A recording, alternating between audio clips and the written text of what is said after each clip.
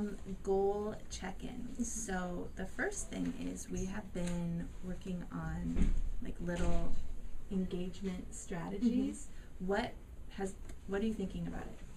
I definitely feel like I'm feeling more comfortable, like, just in front of the kids, in front of the classroom, and feeling like I can take that time to, let the kids laugh and bring in more of myself to the classroom.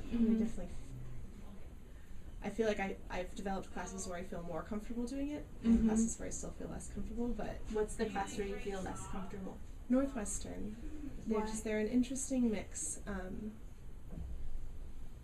On the whole, it's interesting. I've talked to other teachers about when we think of like when the kids act up.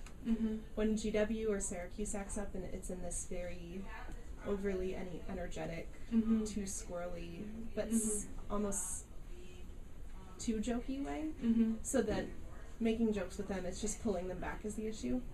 Northwestern has like a more aggressive edge to them. That's those boys that get into verbal altercations a lot, and they often respond with like a lot of sarcasm, and I don't know what the right word is. They're maybe just more skeptical, and you get a lot of like the looks, which it's not like a hurting my feelings situation. I just feel like sometimes it doesn't serve the purpose. So now it's sounding like how to engage the skeptical adolescent. They're a little more mature, to be honest. Right. And what some of the other kids will laugh at, they won't. And you almost can't blame them, because at that I think they do have a more mature tone as a group. Their grades are higher. There are some kids in that class that are a lot higher level, and I think they just require a different approach. Is there a kid that you taught in the last 2 years that kind of reminds you of that sort of skeptical adolescent? My 8th graders. When I used to teach 8th grade, that's a lot more what I dealt with. What worked for you in terms of engagement when you taught 8th grade? I think with them it was less of the goofy, and they appreciated more when I shared.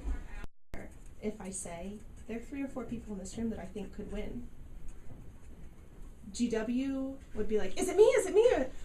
Northwestern, they actually were flipping their coasters, and when I came up to them, they'd say, was I one of those 3 or 4 people that you're talking about? So there's also a competitive, realistic edge to this. They're not going to shout it out in front of the class, especially if they don't think it's right, And I said, because they had done some really disappointing homework last week, and I was just took some time at the beginning of class to talk to them about it, how I was expecting the winner to come from this room, and the quality was just so low.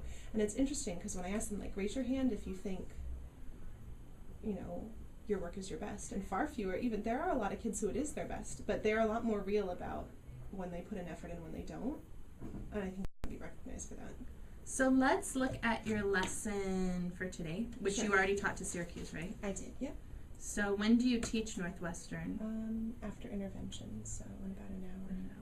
What I would like to do is let's just open it up and see in what ways you could infuse the Northwestern how to engage. I wrote how to engage snarly adolescents. Yes. And what you said that I think really stood out was sharing things about yourself. Now, it's a revision checklist lesson, and I frankly, when I'm writing revision checklist lessons, I'm not thinking about building connections. It's not like something get to work time. Totally.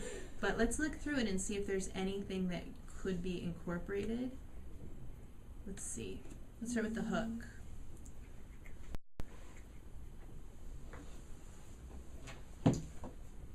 Is there anything there that you could share about your life, or